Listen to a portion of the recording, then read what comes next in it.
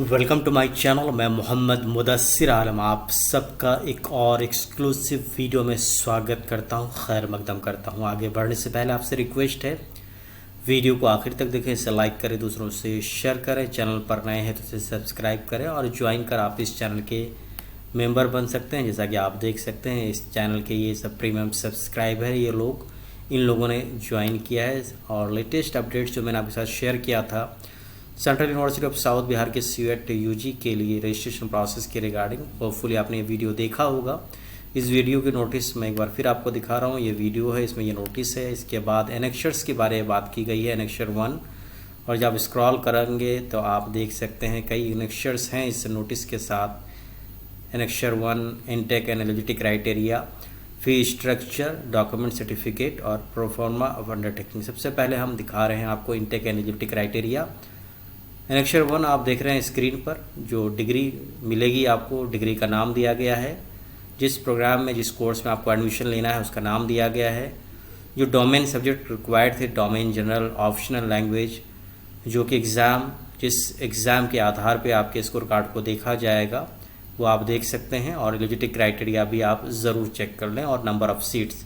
सबसे पहले BA-LLB 5 year integrated BA-LLB, फिर BBA LLB, ये पेपर्स कंपलसरी है, दोनों के पेपर सेम है। सीट 132 और 60। एलिजिबिलिटी क्राइटेरिया आप यहाँ चेक कर लीजिए। 4 ईयर BSc ऑनर्स एग्रीकल्चर, इसके लिए आपको फिजिक्स, केमिस्ट्री 2 सब्जेक्ट तो कंपलसरी थे, इसके साथ एग्रीकल्चर, बायोलॉजी या मैथमेटिक्स से कोई एक सब्जेक्ट देना था, तो 3 सब्जेक्ट के मार्क्स जुड़ेंगे एडमिशन के लिए BSc ऑनर्स एग्रीकल्चर। और एलिजिबिलिटी क्राइटेरिया आप देख सकते हैं, टोटल सीट्स यहाँ देख सकते हैं। वीडियो को पॉज कर आप सारी जानकारी हासिल कर सकते हैं। फिर BA B.Ed 4 year integrated BA B.Ed, इसके लिए जनरल टेस्ट, टीचिंग एप्टीट्यूड और इंग्लिश का एग्ज़ाम आपको देना था सीयूएट का।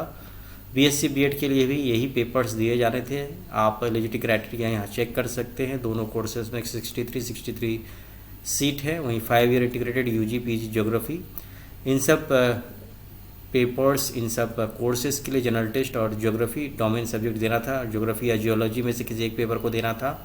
यहाँ पे एलिजिबिलिटी क्राइटेरिया आप देख सकते हैं, इंटेक 20 है। फिर आगे बढ़ते हैं, स्टैटिस्टिक्स के लिए जनरल टेस्ट, मैथमेटिक्स या अप्लाइड मैथमेटिक्स में से कोई एक सब्जेक्ट आपको देना था। एलिजिबिलिटी क्राइटेरिया यहाँ लिखी हुई है, टोटल सीट 20।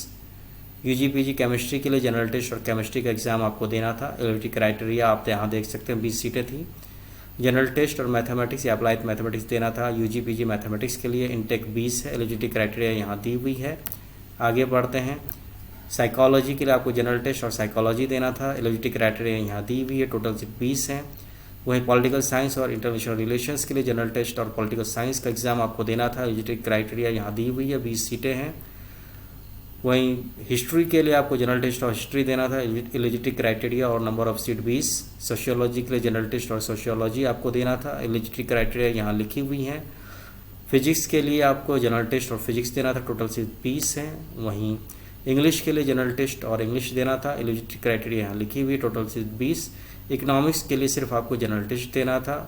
एलिजिबिलिटी क्राइटेरिया दी हुई है, नंबर ऑफ सीट्स 20 हैं। और BCom MCom में जनरल टेस्ट और अकाउंटेंसी या बुक कीपिंग आपको देना था। 10+2 इक्विवेलेंट एग्जामिनेशन। एलिजिबिलिटी क्राइटेरिया आप यहाँ देख सकते हैं, 20 सीटें हैं इसमें। और जनरल टेस्ट और हिंदी देना था आपको, UG PG हिंदी के लिए। तो ये पेपर्स अगर आपने दिए हैं तभी इन प्रोग्राम्स के आप एडमिशन के लिए एलिजिबल होंगे। तो एक बार आप पेपर्स को चेक कर लें। अगर आपने एग्ज़ाम दिया है तभी आप रजिस्ट्रेशन करिए, वरना रजिस्ट्रेशन फ़ी आपकी बेकार जाएगी और आपको आगे एडमिशन के लिए कंसीडर भी नहीं किया जाएगा। नोटिस के अकॉर्डिंग आप देख सकते हैं, annexure 2 5 year integrated BA LLB programmes, जो फ़ी है 12,300 है। 5 ईयर इंटीग्रेटेड BBA LLB के लिए 29,300। 4 ईयर BSc इन एग्रीकल्चर 32,800। ये सिर्फ 6 महीने की फ़ी है, एक सेमेस्टर की। इसके बाद आपको हर सेमेस्टर में करीब 2 से 3 हज़ार रुपये इसमें घटेंगे और आपको हर सेमेस्टर उतनी अमाउंट देनी होगी। यानी कि BSc एग्रीकल्चर के नेक्स्ट सेमेस्टर में आपको करीब 30,000 फ़ी देनी होगी। BA B.Ed की फ़ी है 4 इंटीग्रेटेड BA B.Ed की 11,300।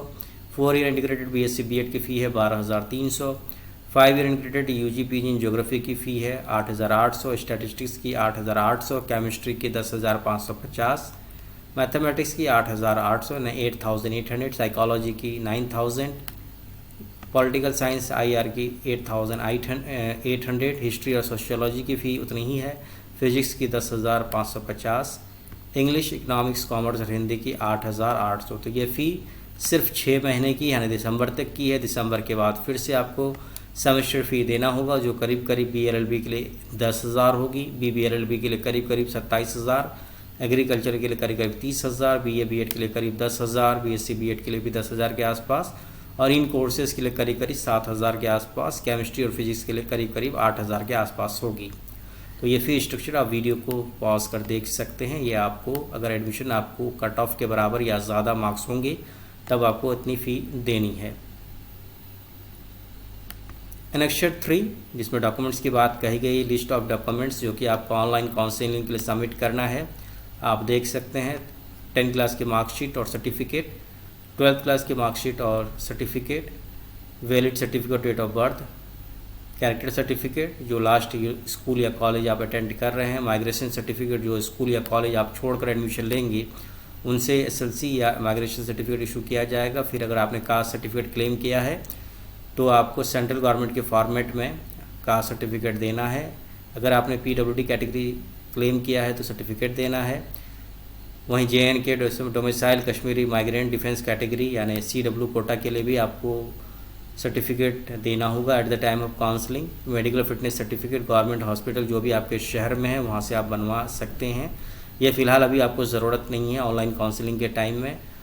पासपोर्ट साइज फ़ोटोग्राफ की भी आपको ज़रूरत नहीं है। बैंक पासबुक, चेक लीफ इसकी भी ज़रूरत नहीं है। इनकम सर्टिफिकेट OBC या NCL का आपके पेरेंट का लगेगा। और गैप सर्टिफिकेट अगर आपने 2 क्लासेस के बीच में कोई गैप किया है, 12th और CET के एग्ज़ाम में अगर 1 साल या उससे ज़्यादा का गैप है तो आपको गैप सर्टिफिकेट देना होगा, जो नोटरी से 100 रुपये के स्टाम्प पेपर में बनता है। तो एनेक्सर 3 आप एक बार फिर से देख लें। ये डॉक्यूमेंट्स आपको लगेंगे। अगर आपके पास डॉक्यूमेंट्स नहीं है तो आपको अंडरटेकिंग देना होगा। अंडरटेकिंग की फॉर्मेट एनेक्सर 4 में है। यहाँ पे आप अंडरटेकिंग की फॉर्मेट देख सकते हैं। इस फॉर्मेट के अकॉर्डिंग आपको फॉर्मेट को भरना है और जो जो डॉक्यूमेंट्स आपके पास नहीं हैं उनको आप लिस्ट कर दीजिए यहाँ पर। और साथ ही साथ आप अपना सिग्नेचर, नेम, रजिस्ट्रेशन जो आपका एप्लीकेशन नंबर है, डेट, जिस डेट को आप साइन करते हैं वो डेट आप इसमें दे दें। और एक चीज़ और है कि इस डॉक्यूमेंट नंबर आप 001 दे दें जो कि आप अपलोड करोगे। जब आपको अपलोड करने को कहा जाएगा तो उसको नंबर आप 001 दे देना। तो ये एनेक्सर 4 है। उम्मीद करता हूँ कि वीडियो देखने के बाद आपको सारी जानकारी मिल चुकी होगी। लेटेस्ट अपडेट्स के लिए मेरे चैनल को विजिट करते रहें। बहुत बहुत शुक्रिया। Best wishes for admission in central university of south Bihar.